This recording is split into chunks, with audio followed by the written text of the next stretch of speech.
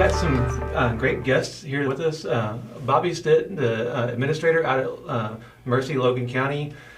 Teresa Featherly, Director of Operations for Mercy. Thank you guys for being here. Mercy here in Logan County, here in Guthrie, we're pretty fortunate as a community to have that hospital here. Access to care in this country, in a lot of places is a really, it's a struggle sometimes. Let's say I just moved here. What can I expect from Mercy Hospital here? What are some of the services that are offered?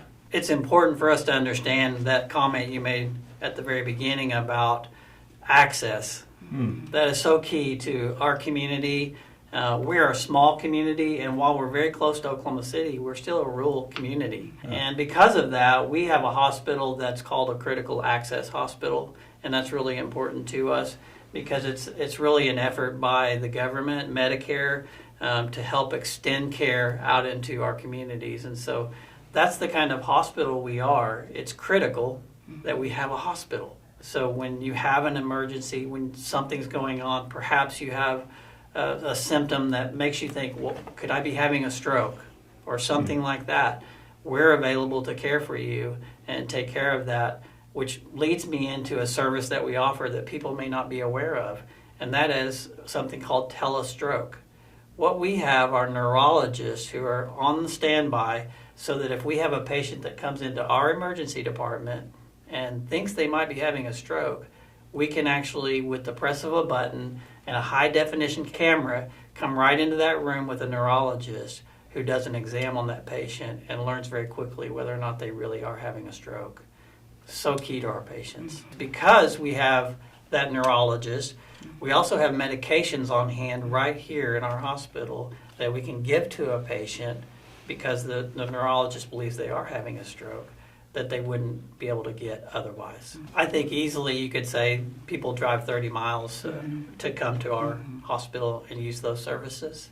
But Teresa has some other services for folks who may not necessarily be in an emergency. Absolutely. I'm thinking about convenient care. Absolutely. So we have two clinics here in Guthrie. We have the Academy Clinic, which is connected to the hospital. We actually have specialists who also rotate through that clinic so that our patients don't have to drive 30, 40 miles into Oklahoma City to be able to see their specialists. And so we have primary care at the Academy Clinic, and then we have the Guthrie Division Clinic, which is right on Division Street, and attached to that is convenient care. And so convenient care is similar to an urgent care. So they are open 7 days a week from 8 a.m. to 8 p.m. And we're very fortunate. We've actually got a pediatrician who actually works 8 a.m. to 8 p.m. and has a physician assistant who works alongside her Monday through Friday. So we've got those extended hours. Awesome. But the convenient care is fantastic. We've got a really great team that has oftentimes an emergency room background experience, so that if a patient needs a higher level, we can get them to the hospital to be evaluated. And I would say, I think probably one of our furthest patients is actually from Stillwater, I think because of the relationship and reputation. Awesome. Absolutely, exactly. Yeah. That's why. That was my assumption too. Right. So describe again the difference between convenient care and urgent care. So we have what is convenient care, but most people associate that with traditional urgent care. Okay, and so those are more acute. You think maybe you have strep, you think you have the flu, maybe you have a minor cut or laceration and it's 7 o'clock at night. And so obviously your primary care physician or typical pediatrician may not be able to get you in, or it's the weekend. So you can go and be seen. And the beauty of that is, since we have one system, which is Epic, and we were actually the first installer of Epic, which is our electronic medical record. We were the first installer of Epic in the state of Oklahoma, but it's connected so that if you're seen in the ER at Guthrie or even in St. Louis, and you come through our convenient care, or if you see a primary care provider within Mercy, they can pull up your entire history, see what medications you're on, so that you don't have to remember what that purple triangle pill is and how often you take it. So it's a phenomenal resource for this community to have that sort of coverage for the not as urgent as ER needs, but that you need to be seen outside of normal clinic hours. Just being able to pull up that information whenever you need it and not have to wait for that file will be here 3 days from now when so-and-so gets it to us. Right. Yeah. Absolutely. We co-own the Oklahoma Heart Hospital. So we have a relationship with some of the nation's best cardiologists that if we need to have them sent to Oklahoma Heart Hospital for evaluation or treatment or diagnosis,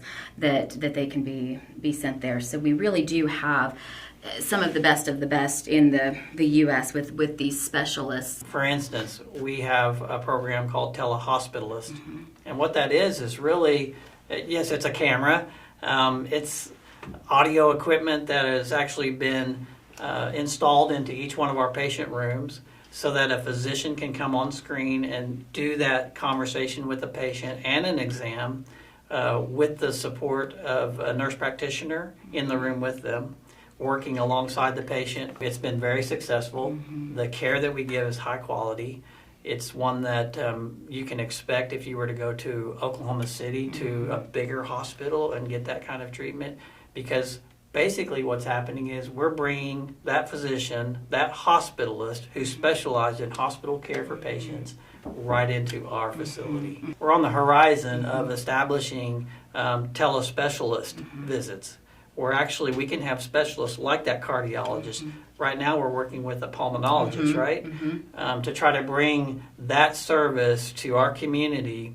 And see, it's hard to get a physician willing to say, I'll travel, ever so often and come to right there to work with those patients. That specialist, they come to our hospital, our clinic, and come to a space just like they would have a normal appointment and do that through telemedicine. That's what we're looking at next. The community here is really open to trying this because we've been able now to move this to other critical access hospitals, but we started it here, and the same with the tele-specialist program. We're starting it here in Guthrie because this has been a really great site for us to pilot a lot of these programs. I've heard it's a really quick adjustment. At first, a patient might be like, I'm looking at a screen. That's kind of odd. And like just a few seconds later, you're like, okay, it makes sense. I'm good. It makes a lot of difference what provider is on the other side of that camera. We have a very high quality group of providers. They're focused on the patient. They're focused on what they're saying to them.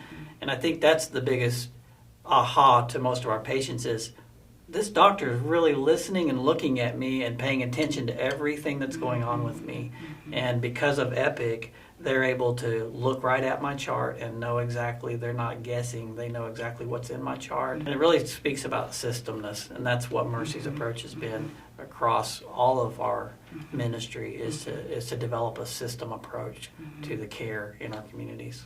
I don't know that many people, unless they know a lot about Mercy and our history, Bobby said the word ministry, and it's a ministry across multiple states, but how we were founded was in Ireland. Sister Catherine McCauley founded the House of Mercy, and they went out into the community, so it was very different than other areas that the people came to that maybe convent or location, but the sisters were the traveling sisters, and so they went out where the need was. And so I think that's really important for people to know why we're passionate about being in these communities, because we do feel like you cannot come to that hospital. We need to come where the need is, but we have to think very creatively on how to meet all of the needs. Basically, our community has the opportunity to access physical therapy, speech therapy, occupational therapy, and pediatric care. So that is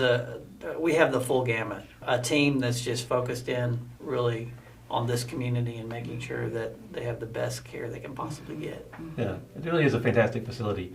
Talk a little bit about just maybe some of the employment opportunities that are available with Mercy here or Mercy at large. Go to Mercy's website and look. There will be jobs on there, and many of those will be those right here locally in our community. We have a number of nursing positions open right now, and we'd love to fill those. And we have RN and LPN positions that we want to fill in our hospital. There's every job that you can think of, and you can easily find those on the website.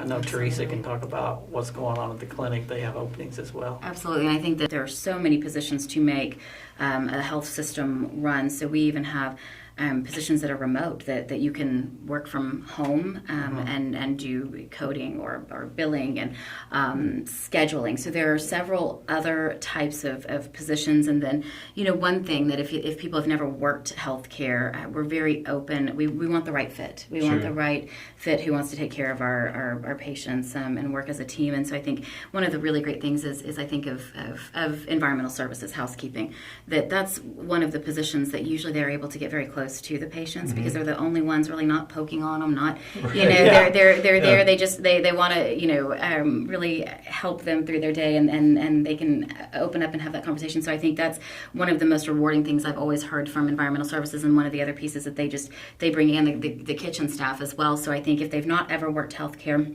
there are lots of opportunities to be trained as well, whether it be at our front desk at the clinic or front desk at the hospital. And so we have nursing openings.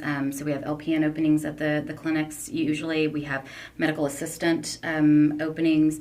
I've got an LPN position actually for a new physician at our division clinic that's open right now. And I think that Bobby does a great job within Logan County of pulling in all of the clinics of Logan County in with the hospital, so that it is this community, that it's not just there's a tendency to feel siloed when you're in a clinic and you're not involved at the hospital, and so Bobby does a great job with making sure that everybody feels like one big team, which I think really helps with the patient care, obviously, because then that communication is open for our patients if they're in the hospital or in the emergency department. So I agree with Bobby, though. Check it out on the website, mercy.net.